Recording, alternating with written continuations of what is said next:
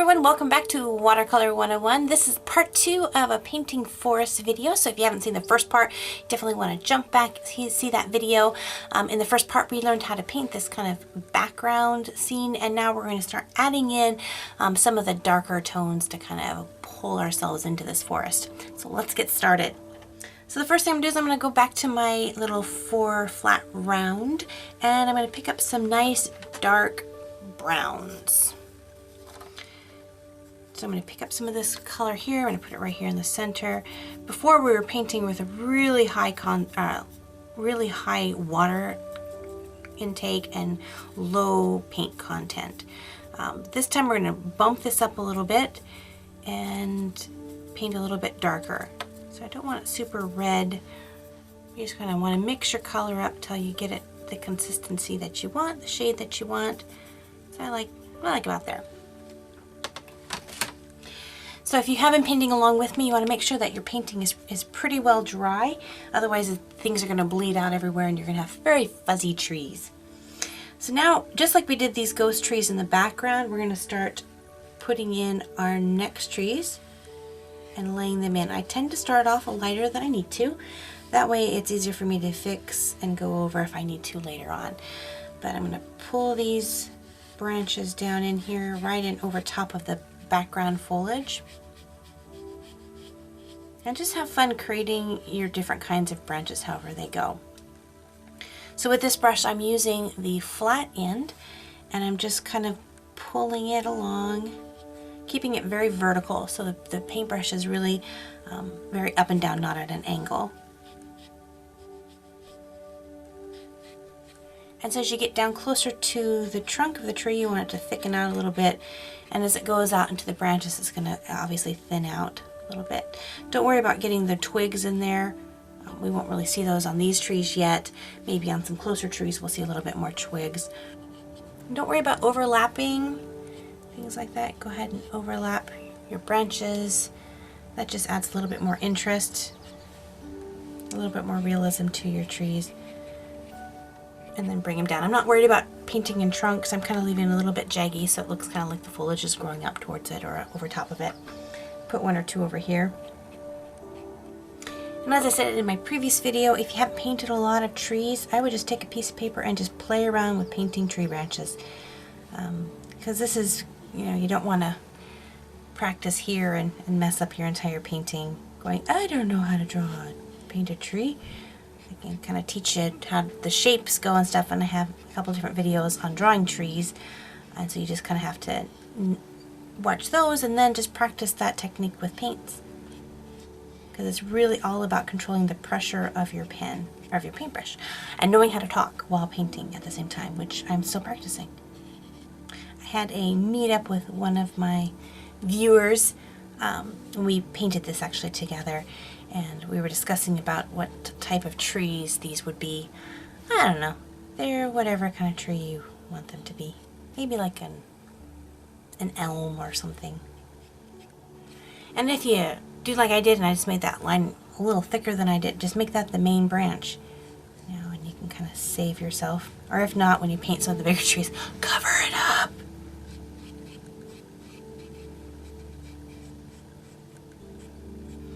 Alright, so we have those trees painted in there. So what I'm going to do now is I'm going to switch back to my 12. I'm going to pick up some foliage green. And again, I'm going with a little bit of a darker color. So I'm going to pick up these 2 here and bring them into a swatch. And I'm going to add a little bit of brown to it just to kind of tone it down and turn it into a little bit more sap green. It's tend to be a little bit too spring green for me. But you might want that new spring foliage look. I tend to like a little bit more of a sappy green. It's so sappy. And you want to make sure these are kind of dry, not super wet, but once they're just a little bit dry, again, you're just going to start tapping over your foliage.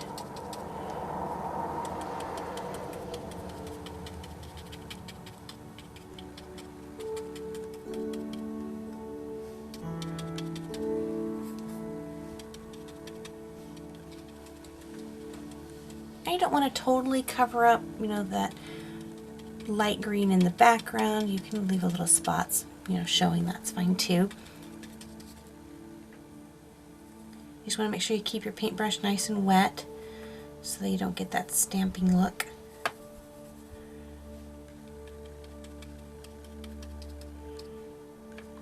And I'm going to bring down just a couple down into here.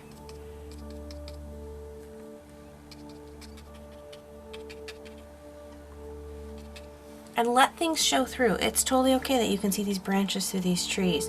If it's a little too much, just go back over top of there and just add a little bit more color.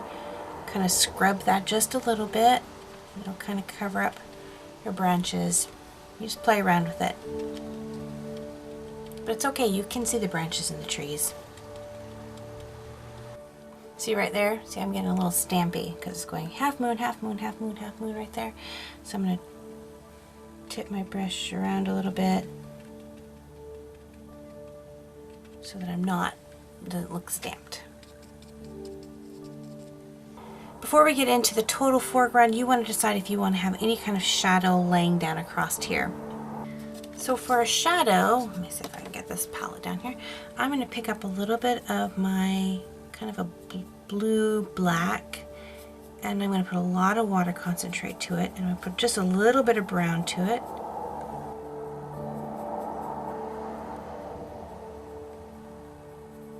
But you want it to be very light concentrated paint. Then I'm going to decide how I want my shadow to fall, and this just takes, there's so much traffic out today. Blah! So I'm just going to take, be brave, and this is just the part, you're just going to run that across. And adds a shadow. And you can have a little shadow. And you put a little shadow down over here. You want to overdo it, but you can add a little shadow, so adds a little interest there. While this is finishing drying, because you want this to be nice and dry before we add our foreground, I'm going to start mixing up my paint because now we're using a really strong concentrate of paint. So I'm going to go in here and I'm going to go here. I'm going to just get this going.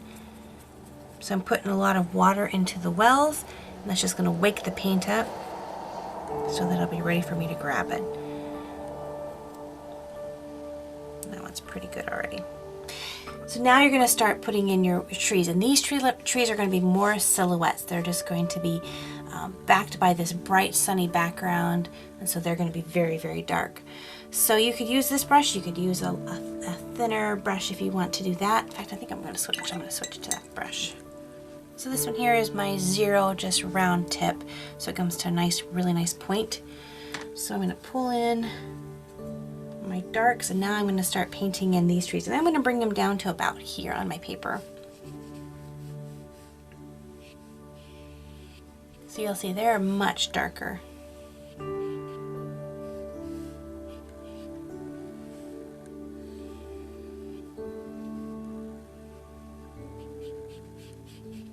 And just start thinner, and you can keep building it up as you go. This is the hard part because you don't want to cover up all the beautiful work that you've done before, but that's part of the illusion, is you just want the viewer to wish they could walk through this. So you want just to give peekaboos of the pretty trees behind, so you're going to have to cover up some of them.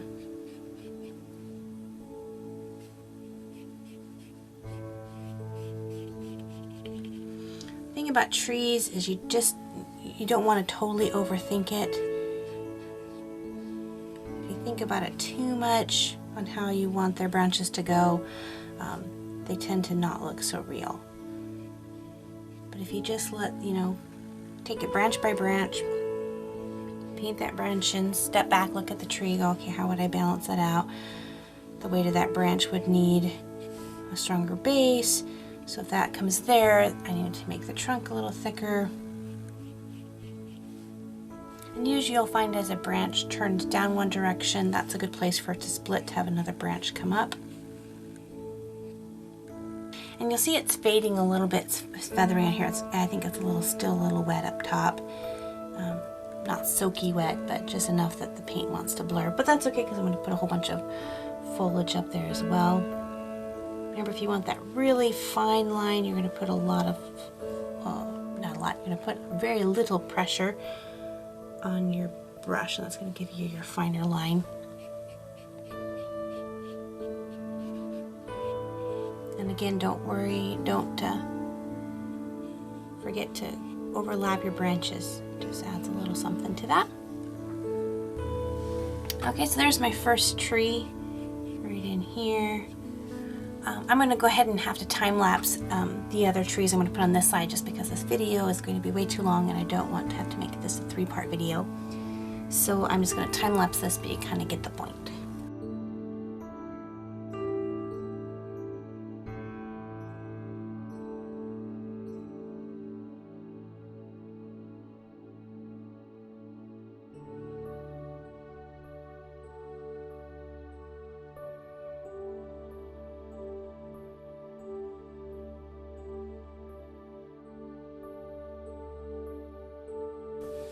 So at this point, for the really fine little twigs, I'm going to switch to my liner brush, because I can get just a really super fine line with that.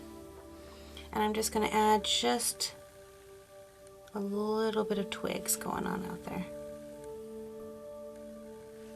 And you want to use just the smallest amount of pressure on your brush. So definitely practice these strokes out on a separate piece of paper. It'll help you out there a little bit. Alright, so I have my little twigs and everything. I'm going to rinse that brush out, put it aside. I'm going to let this dry, and while I'm doing that, I'm going to put my foliage down here at the bottom. So I'm going to go back with my 12 round, and now I'm going to pick in some darker shades of green and brown. So it's a very dark sap color right here. Very dark sappy. And I'm just going to brush those in there.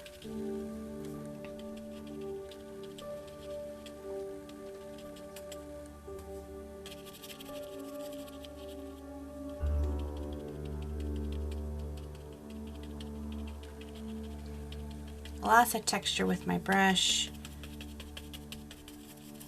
And down here in the corners, I'm actually going to just even put in some black or some dark blue, just to get those colors really dark. It'd be fun to put a little blue in here, just because we don't have any blue in this painting.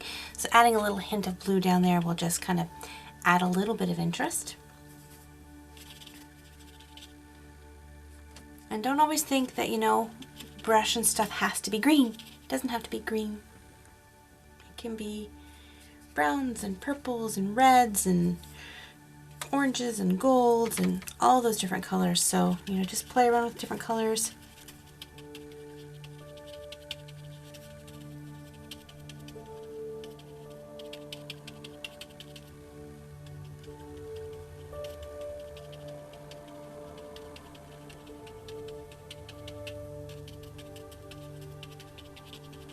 And just get that main bush shape. Don't worry about grasses right now or anything like that. Just kind of beating these shapes in there.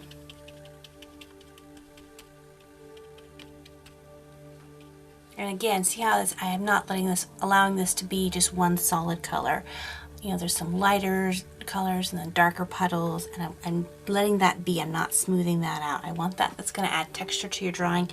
Going to give it a good illusion of fluff and stuff. Fluff? I don't know. Does forest have fluff? I'm going to put in some little sprigs of things coming out.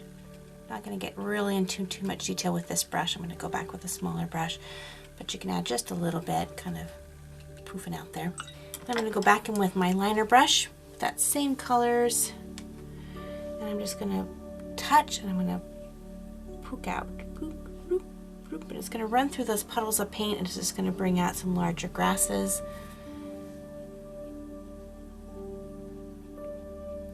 And you don't want them just to be straight up. You want to kind of go out in an arc and not uniform. Don't uniform them. And you can, you know, be cool. Throw some bright red ones in there, you know, or not bright red ones, but add a little interest to there. Some extra little color coming out. Do all sorts of things. This is your forest. Just keep a lot of paint on that brush.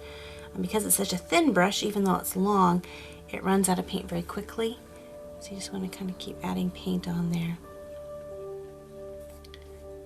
Keep your paint loose. And remember to start, you can start your bristles down on top of the paint or the tape and bring that out. Don't worry about that. And you really have to follow your instincts to know when it is time to stop. Because with watercolor painting, you can do too much and then you just kind of over muddied it. And so you have to kind of just really watch it and see how much is too much and stop before you get there, hopefully. You want some interest grab and some purple.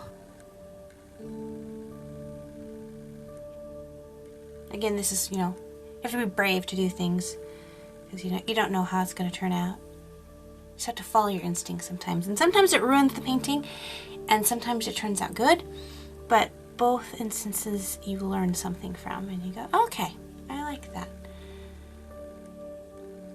So the reason I did this, and I didn't know if it would turn out, is because this purple draws attention. And so I want focus attention to make the viewer understand that this is the foreground. And so I have a little bit of purple here just to go, hey, I'm something different. And it'll help separate that. At least that's what I'm trying to convey to the viewer. So I'll put a couple over on this side.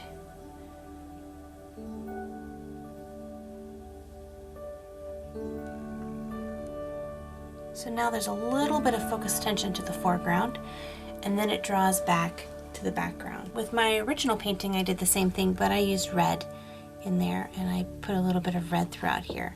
So I changed it up just a little bit. All right, so the last thing we want to do is we want to add in some foliage on these leaves. And so these ones are going to be very, very dark. So I'm not going to use my 12, I'm going to use my 4 flat round. And I'm going to pull in a concentrate of really, really dark greens.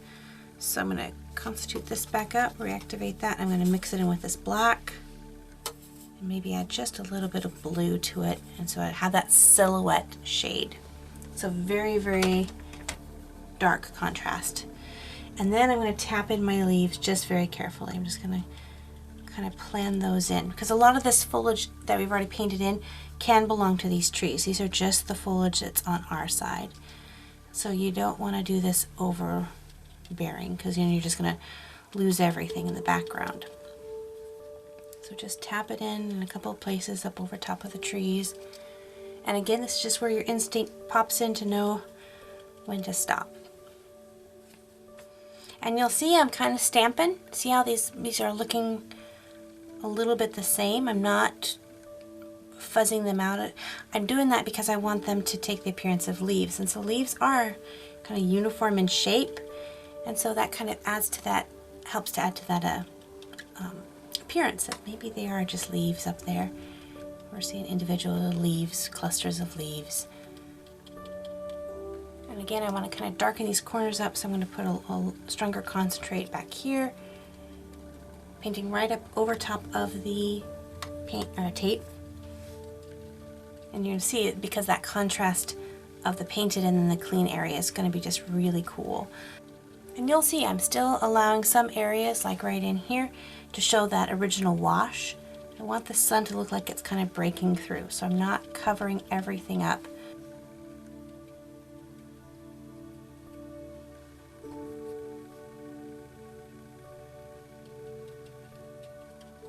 And if you need to, set your painting up and walk across to the other side of the room. Take a glimpse at it from a distance. It really kind of helps you to see how things are going. If it's looking, like it needs a little bit more here, or if it's too blotchy there. I'm looking at it from a different angle. Also, holding it up and looking at in a mirror, having it a flipped image, can really help give you a better visual of it, because sometimes your eyes just get kind of used to seeing it from the angle that you are when you're painting. So looking at it from a different angle or a different distance can really help. But once you come to a point where you're like, yeah, I like it, it's pretty cool, then that's the time to stop and let her dry. Let her dry, let her dry, let her shrivel up and dry. No, not shrivel up, just dry. And then comes the fun part of taking the tape off. So I'm gonna let this dry and then I'll be back in a second. Well, a second for you, a couple minutes for me, because you wanna make sure this is really, really dry before you take the tape off. Okay, so I think it's pretty dry. I'm going to go ahead and attempt to take this tape off. You just want to go nice and slow and pull away from the paper just gently. And it should come up relatively easy. And there we go, we have our finished painting. Well, I think it turned out really nice, and the fun thing about this painting is even though I was attempting to do this exact same painting, they come out looking differently. So this one here is more of an inviting path coming down, where this one you kind of are seeing into this little glade and you just want to kind of scooch through there and go and check it out. So both are really fun. I'd love to see what yours turned out, so make sure to take a picture of it and post it on my Facebook page or Instagram or Twitter. I would love to see them. If you enjoyed this painting and are interested in learning more about this painting, you can definitely check this one and the first one, this one, out on my Etsy shop. They're both up there for sale. Hit that subscribe button so you don't miss out on any future videos. And until next time, God bless you guys, and we'll see you later. Bye-bye.